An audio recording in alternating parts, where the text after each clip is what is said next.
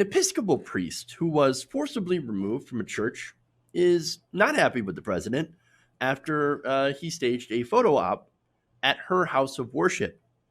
So now this is Reverend Gini Gerbasi, and she was one of the peaceful protesters that was attacked by the National Guard in order to clear the road for Donald Trump so that he could go take his stupid photo op. Now, at the time, she was literally wearing her clerical garb when these jackbooted thugs, and that's what they are, charged into the crowd so that Trump could get that photo op at the church. Gerbasi, the rector at another St. John's Episcopal Church in Georgetown, had been there handing out water, snacks, and hand sanitizer to demonstrators before they were forced out. She said, quote, "I was suddenly coughing from tear gas," which, by the way, tear gas is illegal, right?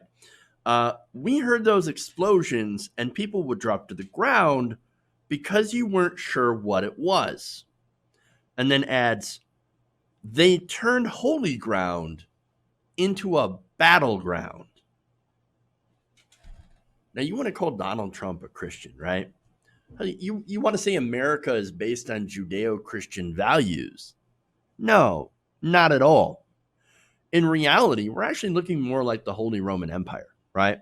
And that's right before it fell, if you can tell where we're at in the history, right? We've got rampant corruption. We've got idiot leaders. We've got greed. We got constant warfare.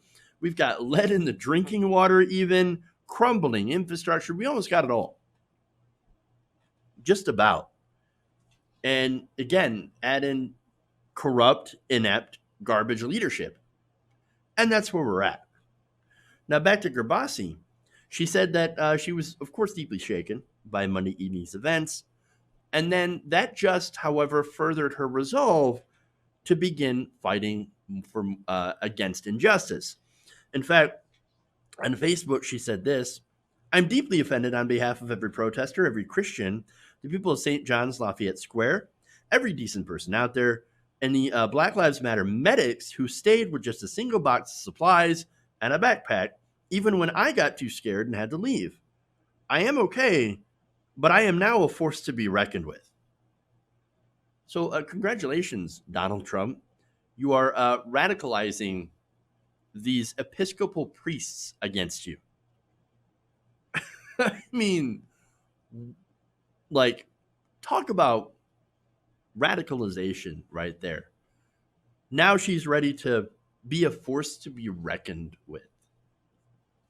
This is what happens, man. This is what happens when you take reckless actions and provide no leadership ability whatsoever. And look, he's not a leader, he's an authoritarian. And I've said this from day one, that he's a danger to the country. He's a danger to freedom. He's a danger to liberty, actual freedom and liberty. Again, these people were exercising their constitutional rights to peaceably assemble under the First Amendment. But Trump, he gets his jackbooted thugs, as I said before, to plow right through these people, tear gas them, shoot rubber bullets at them. Also, he could clear them out so he could go to the church and stroke his ego by doing a photo op in front of a church. And then afterwards, by the way, he tweets out a tweet that basically pats himself in the back. Love this, right? You're going to love this. He said, "DC had no problems last night. Many arrests. Great job by all. Overwhelming force. Domination.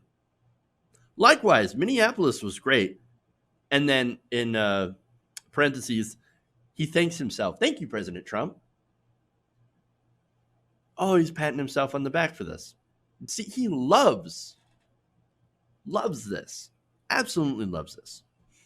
Loves, and by the way, I saw a great tweet, and they're absolutely right. I wish I could give them credit for this. But they said Donald Trump is a weak man's idea of what a strong man is really like.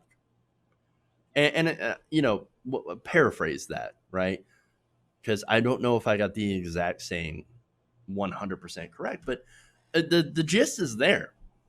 Absolutely. I mean, again, he went from hiding in his bunker to saying that the governors are weak and that we need total domination, hiding again behind his thugs in uniform. That's what he's doing. It's disgusting. It is absolutely disgusting. So now, there's a few responses to that, by the way, that I want to read.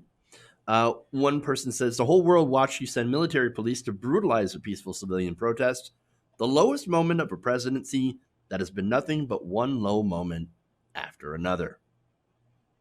Another says, I prefer presidents who don't tear gas their way to go hold up a Bible in front of a church. And by the way, he's holding it up upside down.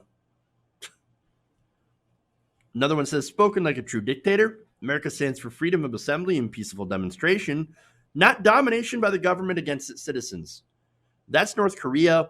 We all saw you tear gas nonviolent protesters 30 minutes before curfew last night. You're a thug. Yeah, you want to talk about thugs. But let's be honest, though. America has never been truly, truly free. I mean, wait. For decades, we've been crushing people using police forces, right? And one great example is Kent State, crushing Vietnam protests. That actually did end up with the deaths of several people. And so you can't say that, no, America stands for freedom of assembly. We never have. Never have. All that supposed freedom that we have is kind of illusory. It's not real. It doesn't really exist. Only if you're wealthy and powerful, then, of course, that's the situation where your freedom exists. Otherwise, no. No.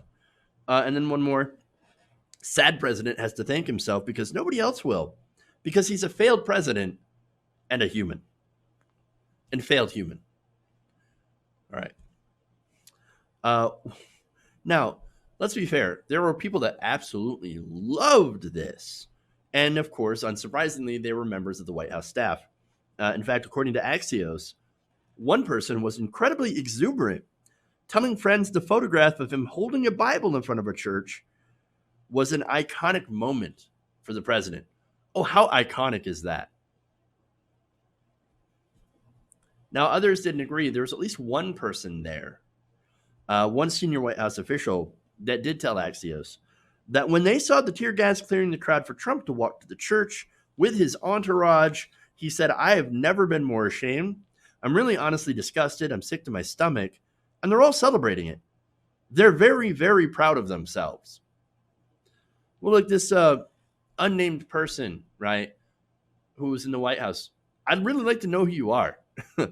I'd really like to know, maybe you should come out and say that publicly and actually take a stand for your life, for once in your life, against a corrupt administration and resign. Well, probably won't do that, but as far as people being very proud of themselves for this, of course they are. Fascists usually are very proud of themselves when they commit the acts against people that are actually wanting to hold them accountable. It's a sick group that we have in power right now. And this latest demonstration and everything that's going on, Trump's reaction to it, is just more proof of that. Hey guys, hopefully you enjoyed that free video. Now I'm going to have to ask you a favor. Between the demonetization and the YouTube algorithm messing around with view counts, etc., we're having a hard time adjusting to the new YouTube reality, which is where you guys come in. See, we have a Patreon, patreon.com/TYTNation, set up to help us rely on you guys, the viewers, instead of big corporate ads. Look, you know the show. You know I'm not in favor of big corporations anyway. So help us transition away from relying on the ad model to pay the bills and sign up to be a patron, patreon.com/TYTNation. That goes a long way to help us keep the lights on. And you guys will know that you're supporting independent, progressive media.